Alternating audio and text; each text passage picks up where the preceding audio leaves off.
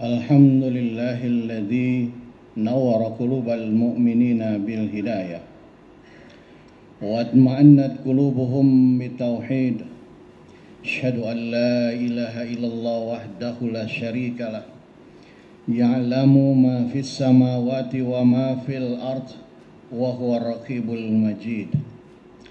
وأشهد أن نبينا محمدا عبده ورسوله الذي أنار الوجود بنور دينه وشريعته إلى يوم الوعيد. اللهم صل وسلم على نبينا محمد وعلى آله وأصحابه الذين آمنوا وعملوا الصالحات إلى يوم الموعود. أما بعد فيا عباد الله أوصيكم وإياي بتقوى الله وقد فاز المتقون. واعلموا أيها المسلمون إن الله تعالى أمرنا بالتقى في جميع أموالنا لنكون من الفائزين في هذه الحياة الدنيا وفي الآخرة، يعني بامتثال أوامره واجتناب نواهيه. قال تعالى: يا أيها الذين آمنوا اتقوا الله ولتنظر نفس ما قدمت لغد واتقوا الله إن الله خبير بما تعملون.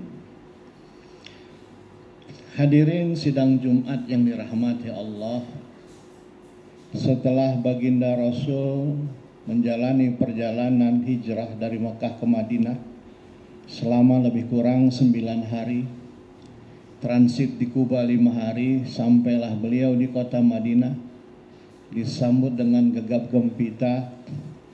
Ada 4 pesan dan wasiat Nabi, baik kepada kaum muhajirin maupun ansor yang hadir saat itu, yang juga hari ini menjadi pesan buat kita semua. Absus salam wa atimu ta'am wasilul arham wasalu fil lail annasu ni'am tadkhulunal jannata bisalam. Tebarkanlah salam, berikanlah makan kepada fakir miskin, jalinlah tali silaturahim, dan salatlah di waktu malam di saat sebagian orang terlelap tidur, maka engkau akan masuk surga dengan selamat. 4 pesan yang singkat ini begitu luar biasa maknanya. Yang pertama, absus salam. Nabi meminta kita menyebar luaskan salam.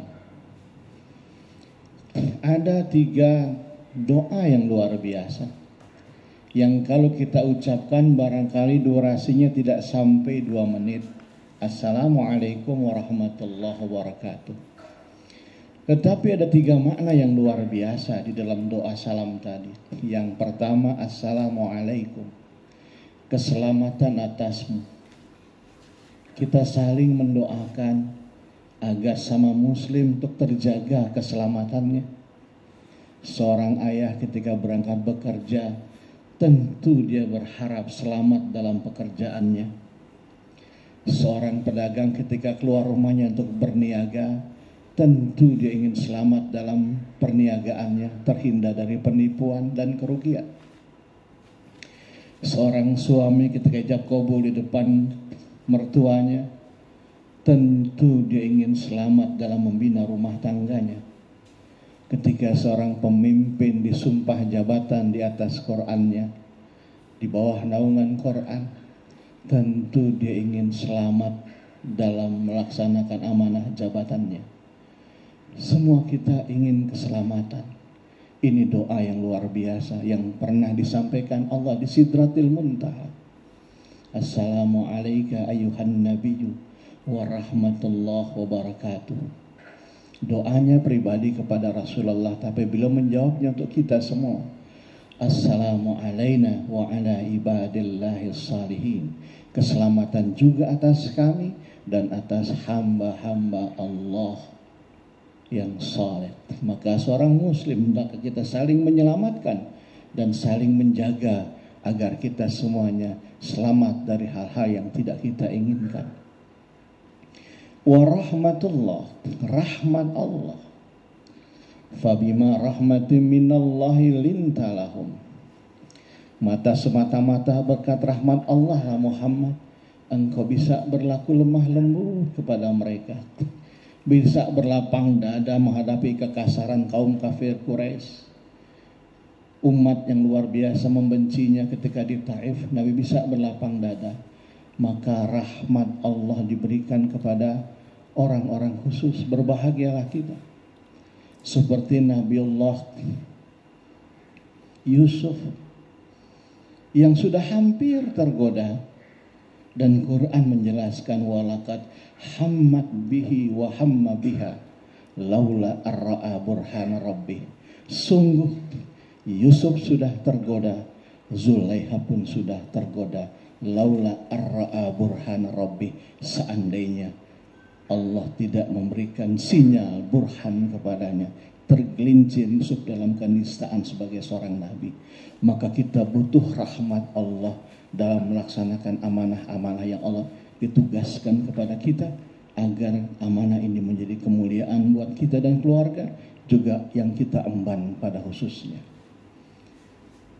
Wa barakatuh, apa itu berkah? Ziyadatul khair, bertambahnya kebaikan.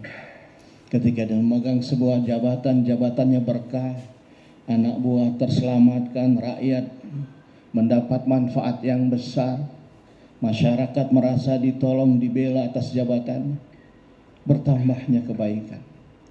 Ada orang yang barangkali dia hanya karyawan biasa, yang kesejahteraannya UMR saja, tapi dia bisa melaksanakan kewajibannya, 5 anaknya menjadi sarjana, mengangkat derajat orang tuanya. Ada orang yang barangkali secara finansial cukup dan berlebihan, tapi 2 anaknya tidak bisa menjadi apa-apa. Itulah makna al-barakah, ziyadatul khair. Dan keberkahan didapatkan ini dengan cara kita melaksanakan ketaatan kepada Allah. Walau anna ahlal qura amanu wattaqaw lafatahna alaihim barakatim minas sama'i wal ardh. Sungguh sekiranya penduduk suatu negeri beriman dan bertakwa, maka sungguh kami akan bukakan keberkahan baik dari langit dan dari bumi. Keberkahan Allah bukakan, Allah berikan kepada kita selama nilai-nilai takwa kita jaga dan hidupkan dalam hidup dan kehidupan kita. Wa'at'imu ta'am, sanabi yang kedua, berilah makan. Begitu pedulinya Rasulullah. Aisyah meriwayatkan sedekahnya Nabi seperti semilirnya angin, tidak banyak tapi terus menerus.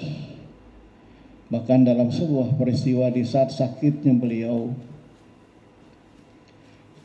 sedang mengalami sakit yang luar biasa menjelang wafatnya, di tengah bulir keringat berjatuhan dari tubuhnya, didampingi istri tercinta dan belahan jiwanya Fatimah, Rasulullah ingat di bawah bantalnya masih tersimpan uang 8 dinar. Dengan tubuh ringkihnya dia terbangun memanggil putrinya tercinta, "Ya Fatimah, di bawah bantal ayah masih ada uang 8 dinar.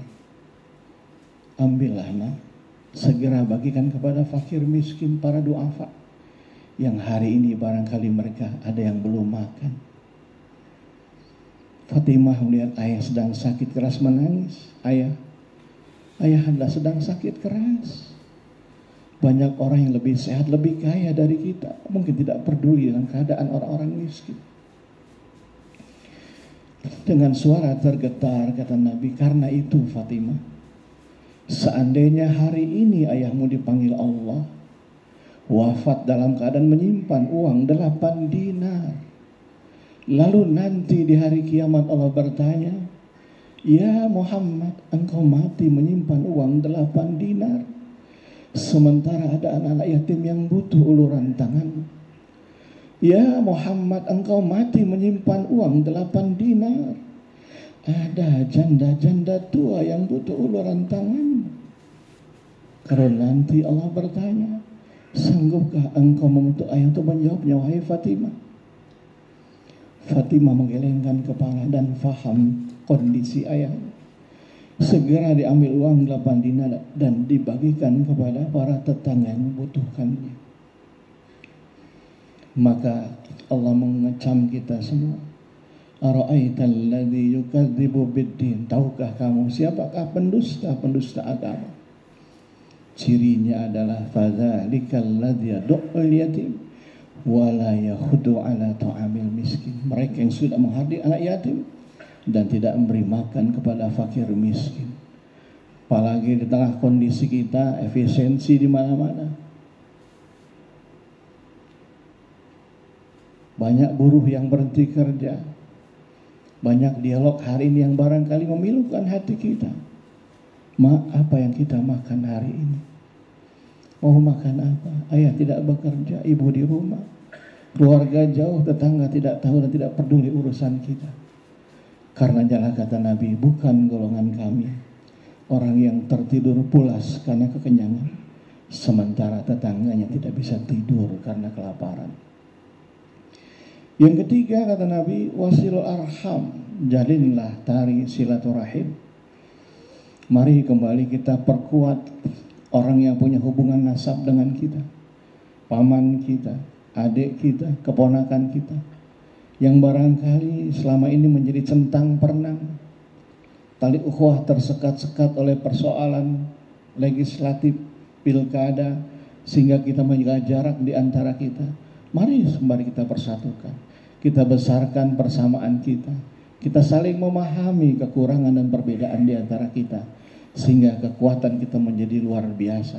Wa'tasimu bihablillahi jami'an wa la tafarraqu. Berpegang teguhlah kalian pada tali Allah dan janganlah kita berpecah belah. Saatnya kita sambangi saudara kita, keluarga kita, karena mendatangi mereka kata Nabi, Allah berikan ganjaran yang luar biasa. Dalam satu riwayat Rasulullah meriwayatkan, satu hari ada seorang saudaranya keluar dari rumahnya, kemudian ditanya, hendak apakah engkau keluar? Aku ingin menjalin silaturahim, aku rindu dengan saudara yang lama tidak aku kunjungi. Adakah kepentingan politik di sana? Tidak. Adakah kepentingan ekonomi? Tidak. Semata-mata aku menjalin silaturahim. Maka kata Nabi, malaikat berdoa, ya Allah, selamatkan perjalanannya dan bangunkan surga di akhirat nantinya. Sebaliknya, Rasul mengancam buat kita, la yadkhulul jannah qati', yakni qati' ar-rahim, tidak berhak mencium baunya surga orang yang memutuskan tali silaturahim. Kemudian yang terakhir, wasallu fi'il an-nasu ni'am. Salatlah di waktu malam sementara sebagian orang sedang tidur. Karena ini adalah kenikmatan dan kebiasaan baginda Rasul. Setelah turun surat pertama Al-Alaq 1-5, Nabi tergetar dan gemetar luar biasa. Ada ketakutan melihat Jibril dalam wujud aslinya. Zammiluni, zammiluni, zammiluni ya Khadijah. Selimuti aku, selimuti ya Khadijah. Maka Allah mengingatkan di surat kedua, surah Al-Muzammil, ya ayyuhal muzammil, qumil laila illa qalila. Wahai orang yang berselimut, bangunlah di waktu malam, sedikit saja atau lebih sedikit lagi.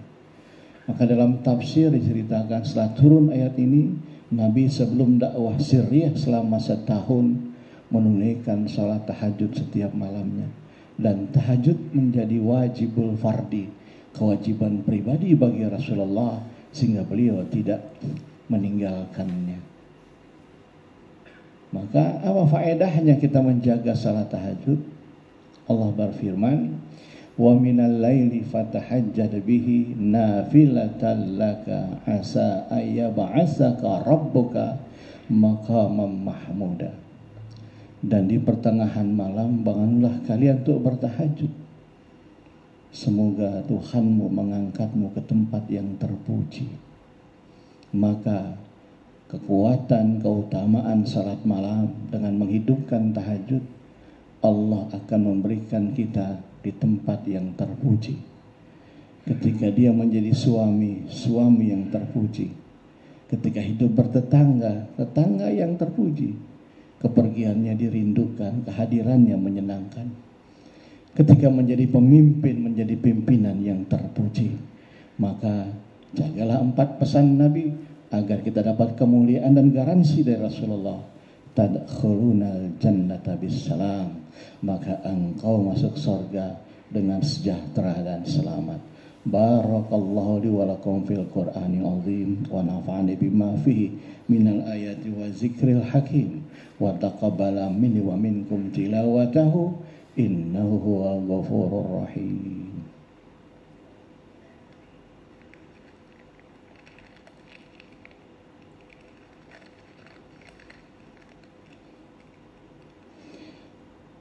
Alhamdulillahi hamdan katsiran kama amara. Asyhadu an la ilaha illallah wahdahu la syarika lah irghaman liman jahada bihi wa kafar. Wa asyhadu anna nabiyyana Muhammadan abduhu wa rasuluh sayyidul khalaiqi wal bashar. Allahumma salli wa sallim ala nabiyyina Muhammadin wa ala alihi wa sahbihi ajma'in. Fa ya ayuhan nas ittaqullaha waf'al khairat wajtanibu 'anis sayyi'at. Innallaha wa malaikatahu yusalluna 'alan nabi ya ayyuhalladzina amanu sallu 'alaihi wa sallimu taslima. Allahumma salli wa sallim wa barik ala nabiyyina Muhammadin wa ala alihi wa sahbihi ajma'in wa ala tabi'ina wa ala tabi'in wa man tabi'ahum bi ihsan yaumidin wa alaina ma'ahum bi rahmatika ya arhamar rahimin. Allahumma ighfir lil mu'minina wal mu'minat wal muslimina wal muslimat al ahya'i minhum wal amwat innaka sami'un qaribun mujibud da'awat wa yaqadiyal hajat. Ya Allah, begitu banyak nikmat dan karunia yang Kau berikan kepada kami. Nikmat hidup, nikmat rizki, nikmat berkeluarga, terlebih lagi nikmat iman dan Islam. Jangan Kau angkat, jangan Kau cabut segala nikmat dan karunia yang ada pada kami. Jikalah kami lupa dan khilaf dalam mensyukuri nikmat dan karunia-Mu, jadikan lidah kami lidah yang senantiasa berzikir. Jadikan hati kami hati yang selalu bersyukur. Jadikan diri kami diri yang taat dalam melaksanakan segala perintah dan larangan-Mu. Ya Allah, Zat yang Maha Adil, tumbuhkan rasa adil-Mu pada hati kami, agar kami bisa berlaku adil terhadap diri kami sendiri, keluarga kami, bangsa dan negeri kami tercinta.